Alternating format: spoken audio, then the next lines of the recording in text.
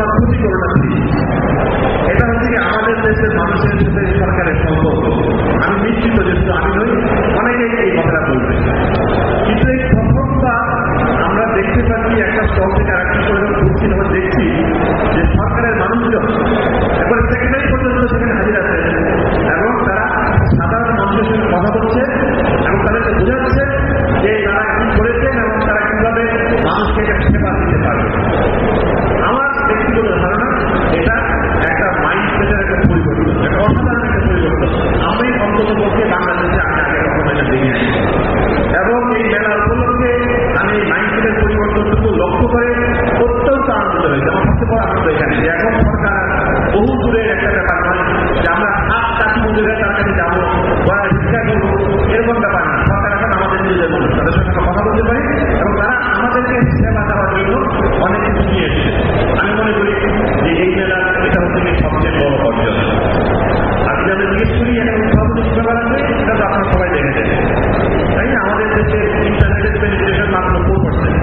কাজে আমরা যদি ইন্টারনেট ব্যবহার করে অত্যন্ত হাইফাই প্রযুক্তি দ্বারা করাই, অনেক ক্ষেত্রে দেখবো যে আমাদের দেশের সাধারণ মানুষ সেই সুযোগটা দিতে পারছে না। একসময় দিবে, আমরা অবশ্যই আশা করি, কিন্তু এই মুহূর্তে দিতে পারছে না। এই জন্য আমি খুব আনন্দের সঙ্গে লক্ষ্য করছি অনেকেই মোবাইল টেলিফোন দিয়ে অনেক ধরনের সার্ভিস তারা নিয়ে এসেছে, কারণ দেশের সব মানুষের কাছে মোবাইল টেলিফোন আছে। এই জিনিসটা দেখে আমার ভালো লাগছে যে যারা করছেন তারা শুধু একটা অত্যন্ত চমকপ্রদ একটা উদ্ভাবনী একটা জিনিস হাজির না করা থেকে তারা সাধারণ মানুষের ব্যবহার করতে পারে সেরকম একটা জিনিস সামনে নিয়ে আসছে। এবং যদি উদ্ভাবনী কথা বলেন সেটা বলে শেষ করা যাবে না।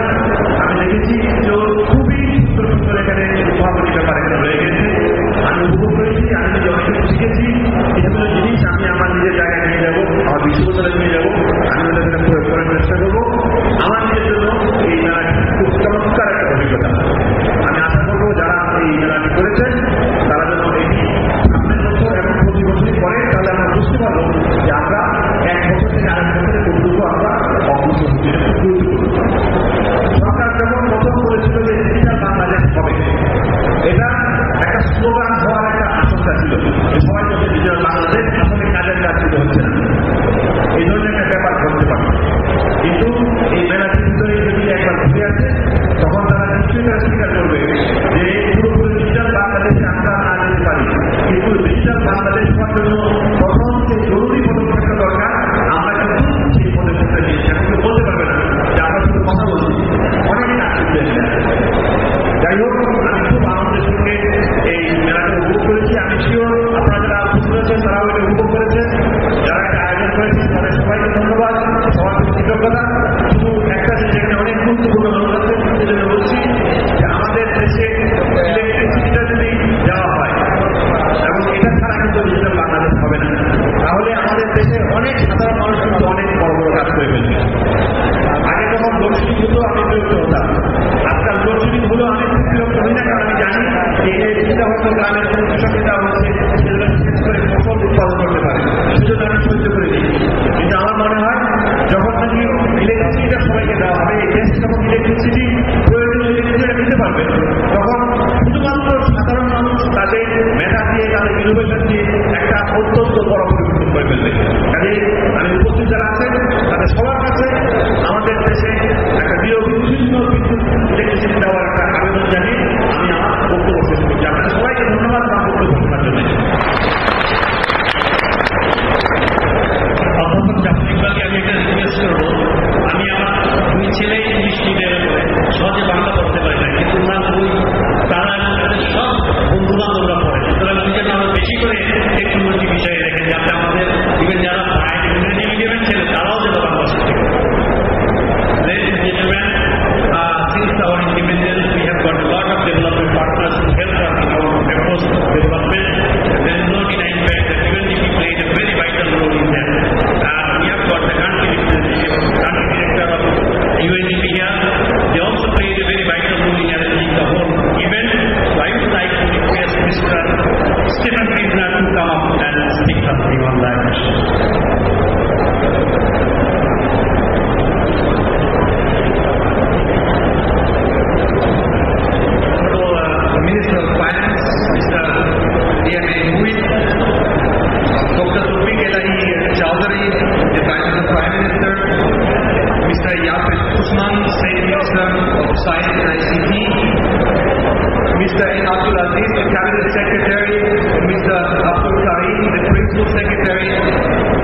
Hahn, the National Project Director.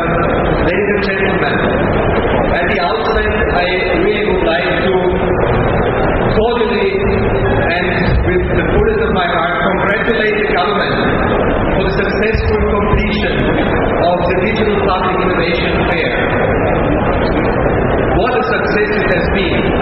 The mere indicator that still thousands of people are here at the closing session, I think is the best justification, the best indicator that this Digital Innovation Fair was such a success. And if you cannot hear me now, also this is a good indicator that this fair has been a success. The fair not only showcased best practices in public service delivery using ICT tools, but more importantly raised awareness among citizens of the different services they can avail. I would say that this fair was much more than a digital innovation fair. In fact, it was an open door of government displaying the services that they are intending to bring to the doorsteps of citizens. I think that the biggest lesson learned from this fair is that if we have the right platform, the right incentives, we can generate both the demand and supply for a positive change for people's lives. And I hope that this will be an annual event to share and replicate best practices across government institutions through a very healthy competition. In this context, I also would like to congratulate this year's award winners that will be announced right after the closing ceremony. The message that we take home from this event is that ICT, if properly harnessed, has a lot to offer for the socio-economic development of the country and in reducing the administrative burden in the quest for good governance. But it's important to remember that ICT and digitization is a means only to support development aims. It is about digital solutions and not gadgets. There's always a danger of being carried away by technology. But before applying a certain solution, the demand and supply side, the capacity and back-end support, and the incentive to use the solutions need to be explored. And this is what I personally like so much about many of the e-solutions that were displayed here and presented here. The purpose of enhancing service delivery was the program, and the solution, the e-solution